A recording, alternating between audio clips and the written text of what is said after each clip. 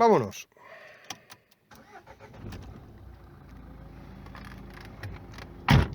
¿Eh?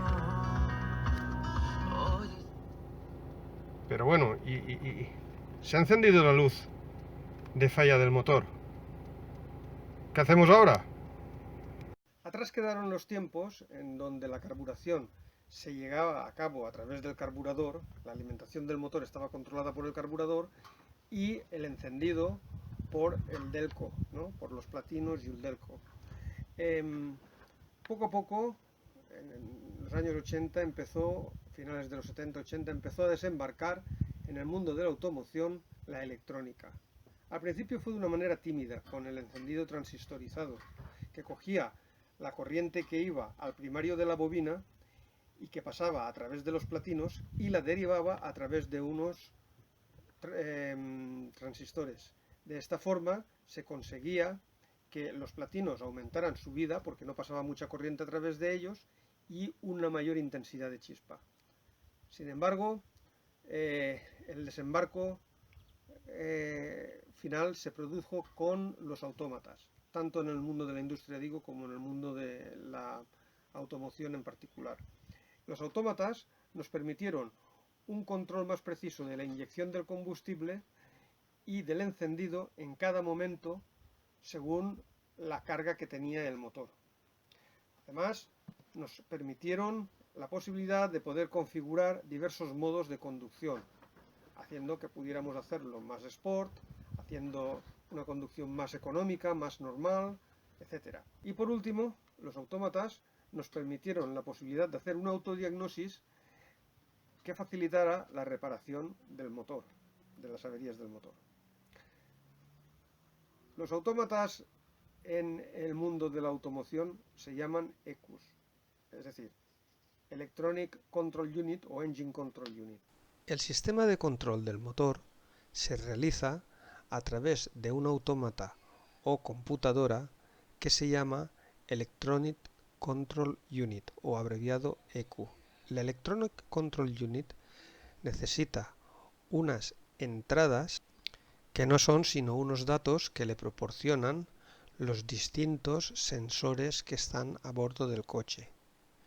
Estas entradas o sensores pueden ser de distinto tipo. Por ejemplo, pueden ser el caudalímetro, puede ser la posición del árbol de levas, la posición del cigüeñal, la posición del acelerador, la temperatura de los refrigerantes, etc.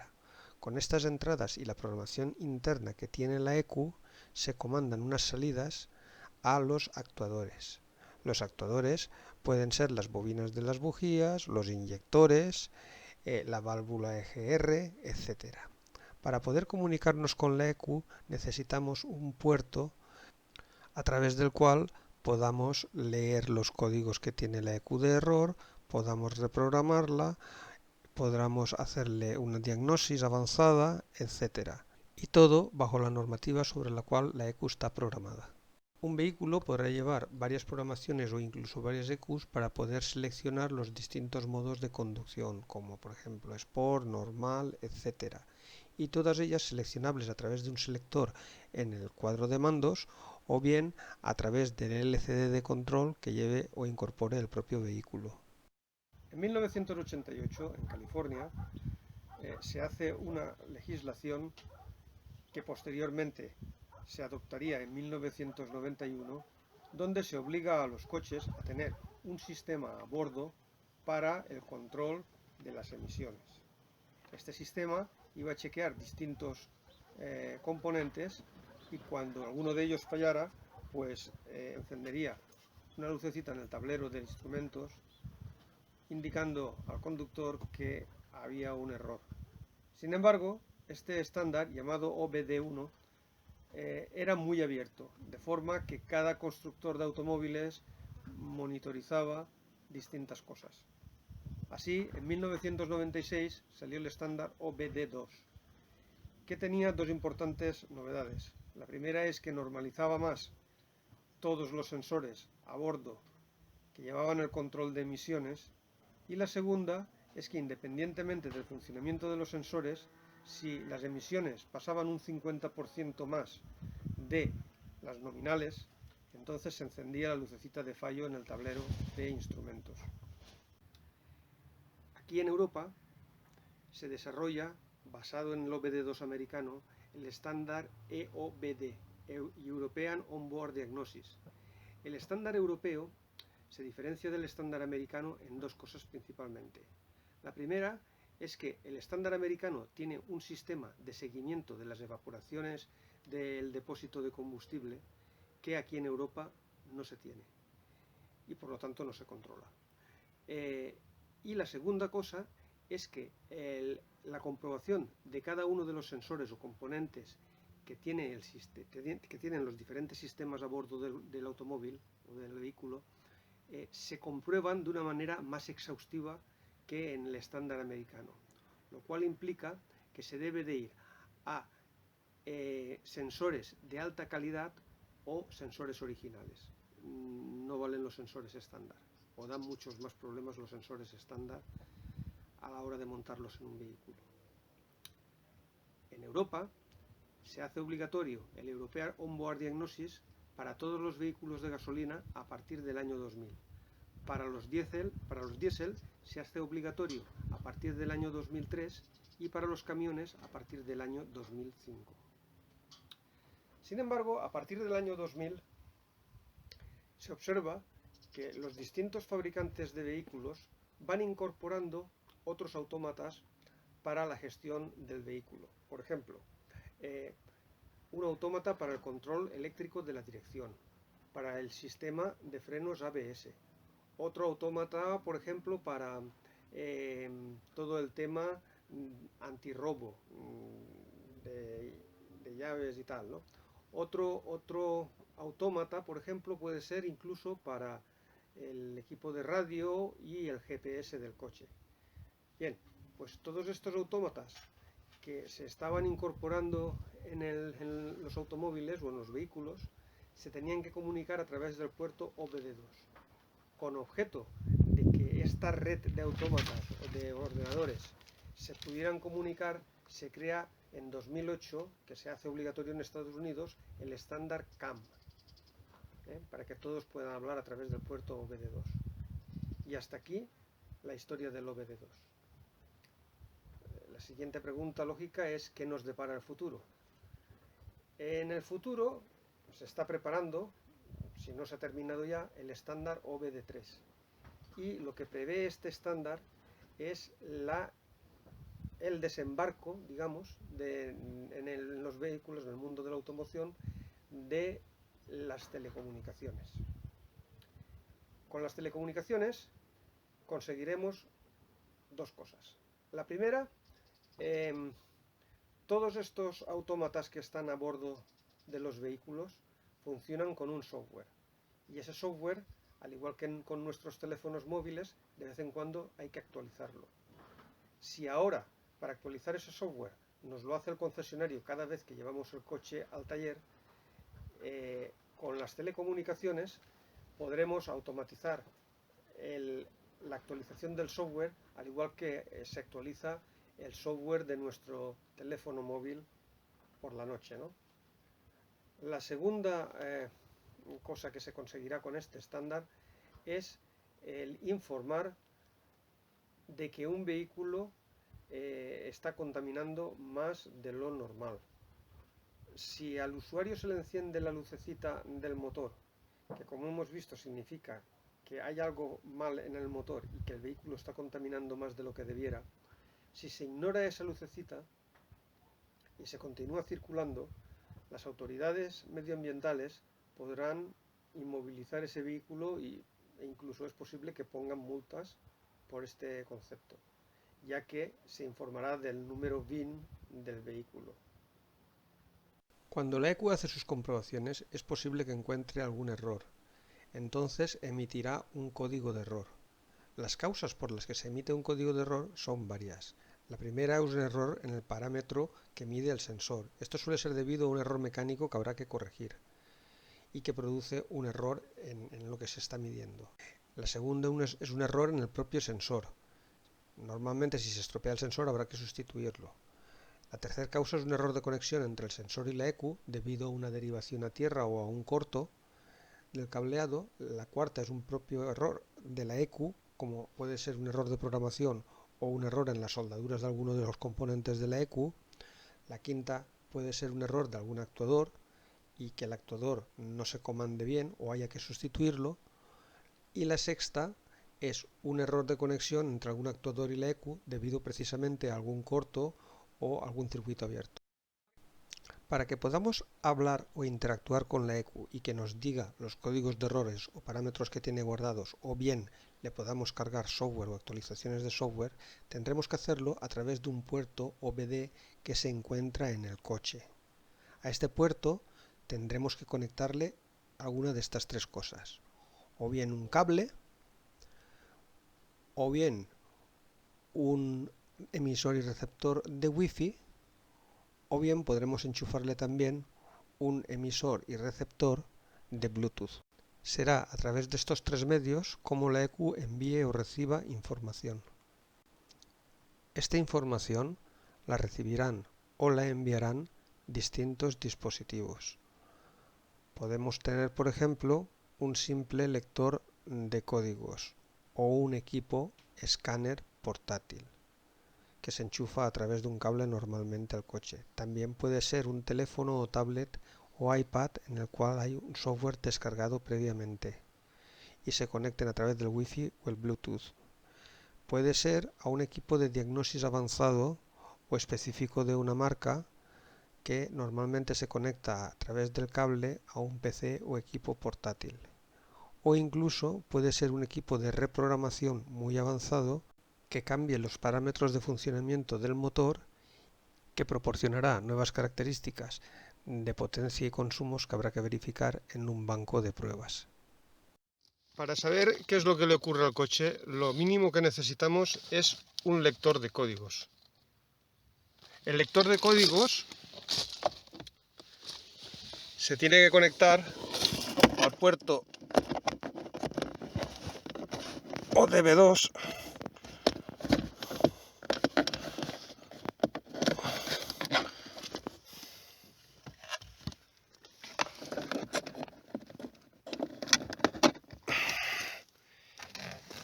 y deberemos darle al contacto sin arrancar el motor.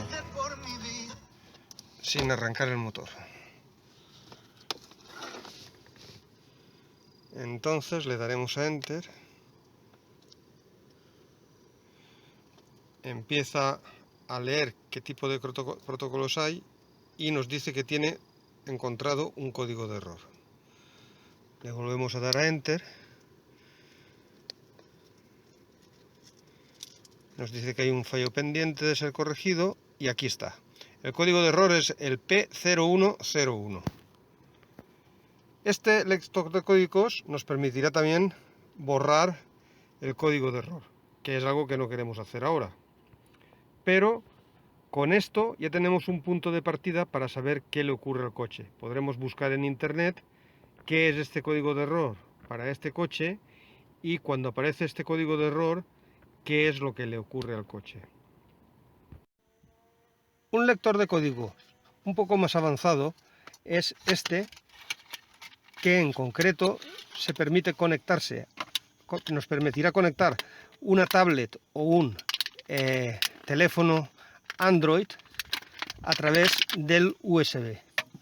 Para ello, lo que haremos será lo mismo, conectarlo al puerto OBD2 y conectarlo con la aplicación que tenemos en el móvil. En este caso, como tenemos un software adicional que descargamos en el móvil, tendrá algunas funciones adicionales que veremos a continuación. Bueno chicos, y para que veáis esta aplicación de diagnóstico, lo diferente que es de un simple lector de códigos, os la he instalado y vamos a leer los códigos de error que tiene el coche, si es que tiene alguno. Para ello le damos a fallas, DTC, donde está el motor con el rayo este.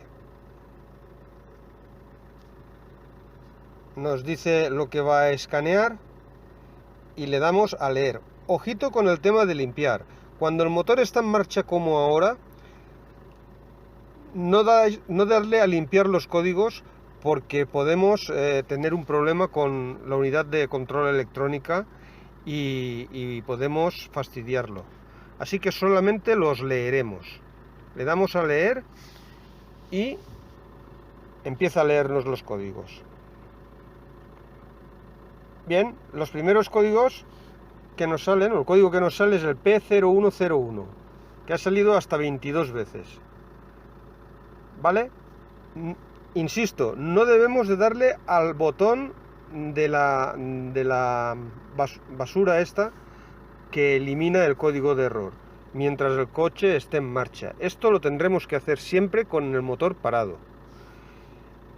Lo guay de este sistema de análisis de fallos, de este sistema, es que si fijáis bien, en letra pequeña pone haga clic para buscar el descifrado en internet.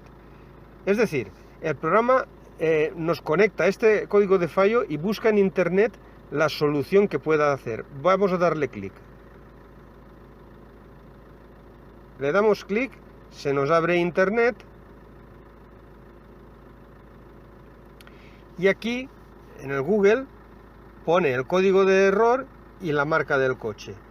Y fijaros que ya nos dice que el código DCT P0101 del OBD2 nos da a entender que hay un problema con el sensor de flujo de masa de aire y que la PCM ha detectado que la señal de frecuencia de este sensor no se encuentra dentro del rango necesario.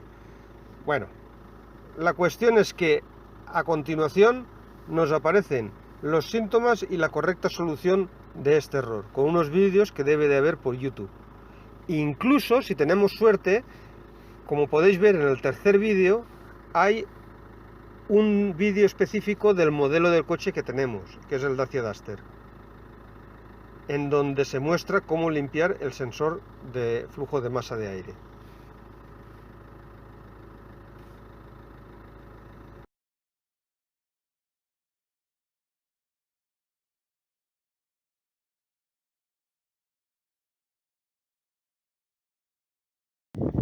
Hay 4 razones por las que nos puede aparecer el código de error P0101 de error en el caudalímetro. La primera razón es que tengamos una obstrucción en la entrada del aire. Puede ser que el filtro esté obstruido y para cambiar puede que sea una obstrucción en los conductos del aire o que estén sucios simplemente. La segunda razón es que el propio caudalímetro esté sucio y nos esté dando un error, o esté averiado y nos esté dando un error de lectura. En este caso, lo que podremos hacer es limpiarlo. Y por último, existe un error en lo que es la conexión del caudalímetro con la ECU. Revisaremos las conexiones del caudalímetro y veremos que están en buenas condiciones. También las podremos engrasar con una grasa dieléctrica y evite oxidarse. Vamos a abrir el coche. Bueno, después de la apertura del coche ya se puede observar una de las causas por las que nos puede fallar el caudalímetro. Y es que si vemos aquí, está al 100% obstruido el filtro del aire. El manual nos dice que cuando esté a mitad, la raya roja esté a mitad, representa un 75% de obstrucción en el filtro y que debemos de cambiarlo. Así pues vamos a ponernos a cambiar el filtro del aire. Por otro lado, el aire se chupa por aquí, pasa a lo que es el filtro que se encuentra en esta caja de aquí y de aquí nos sale hacia el motor, pasando por el caudalímetro, que es lo que nos está dando el error. La señal del caudalímetro sale a través de estos cables. Vamos a revisar todo el sistema. Comenzamos quitando el sensor de presión del turbo.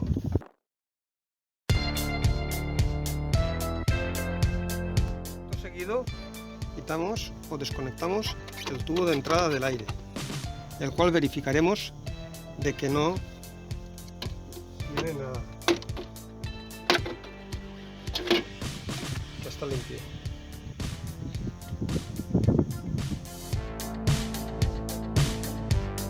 Tenemos la abrazadera y el conector del caudalímetro.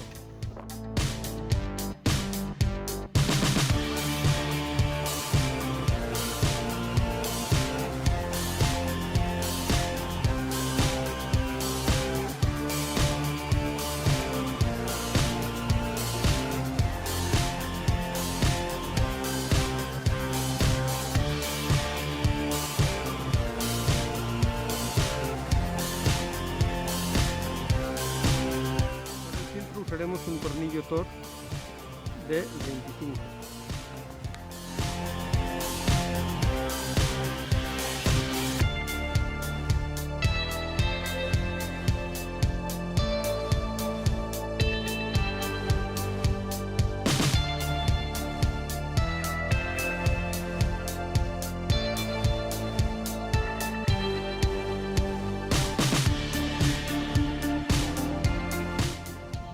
Vemos que el filtro está pues bastante sucio.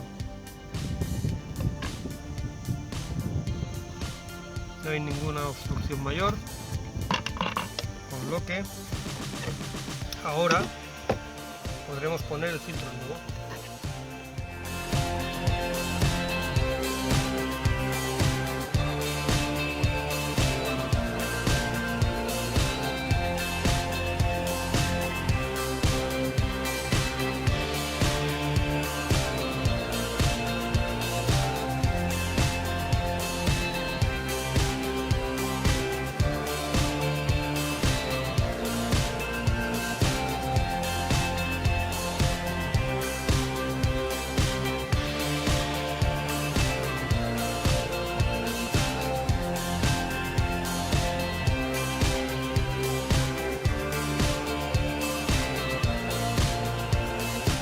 Tenemos el filtro nuevo en el sitio. El manual nos pone que reseteemos el sensor de obstrucción del filtro del aire. Finalmente vamos a limpiar el caudalímetro. Para ello vamos a necesitar un actor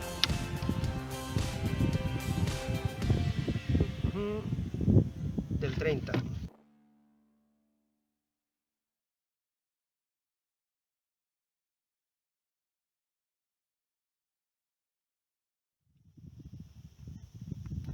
Esta resistencia es la que nos está midiendo el paso del flujo de aire. Para limpiar los sensores necesitaremos un producto específico. No nos servirá ni el limpiador de discos de freno, ni el limpiador de carburadores, ni nada parecido. Tiene que ser un líquido específico para limpiar sensores de flujo de aire que no deja ningún tipo de residuos.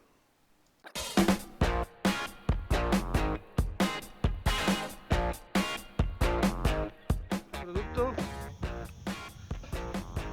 que nos deja tan limpio el sensor deberá, antes de conectarse al coche, secarse completamente.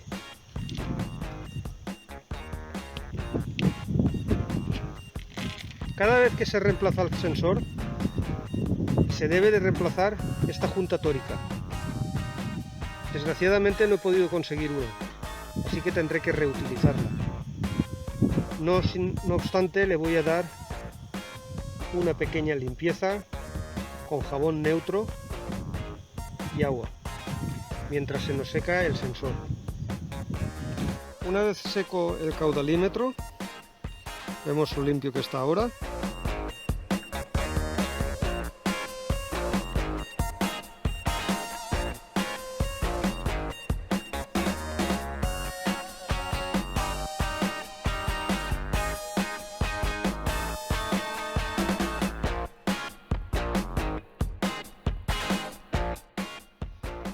Y una vez revisada la junta tórica, que vemos que no tiene ninguna grieta ni está deformada, procedemos a ponerla de nuevo y a montar el caudalímetro en el grupo del filtro. Procedemos a insertarlo en su sitio.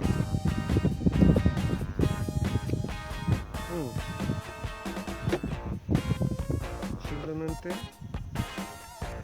vamos a poner la punta aquí, efectivamente, en posición, y ahora insertar.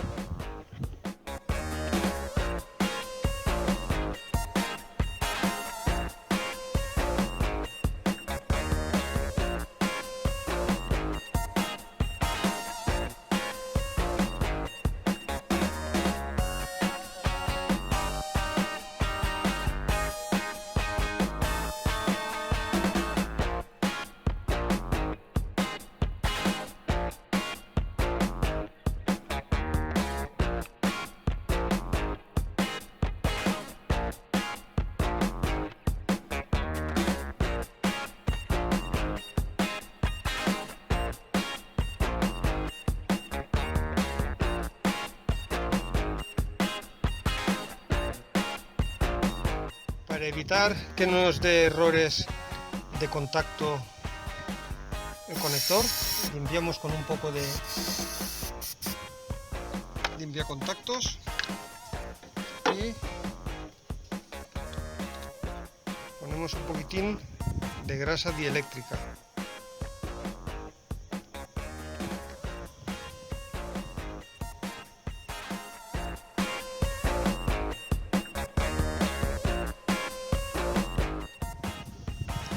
Ha quedado firme y en posición. Con esto damos por concluida la reparación. Nos falta borrar los códigos de error, que es lo que vamos a hacer ahora. Repasando esto me he dado cuenta, fijaros, de que la manguera de succión de presión del turbo está rota. Vamos a repararla.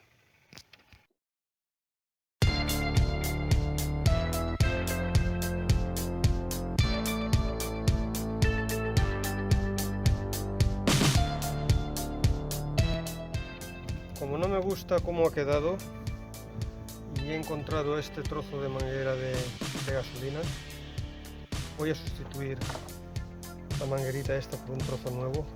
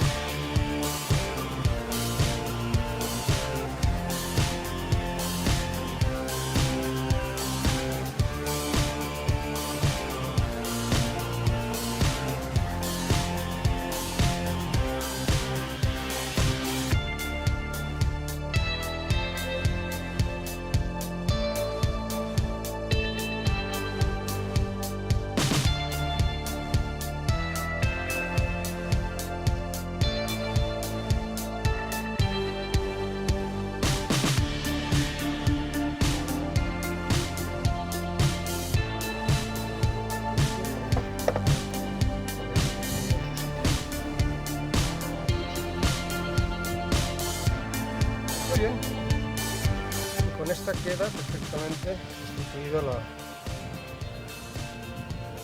la goma que está deteriorada, como podéis ver. Aprovecharemos pues para reparar estas pequeñas cositas. Se está soltando el aislante del compartimento del motor. Podemos aprovechar que tenemos esto abierto para volverlo a colocar. Perfecto.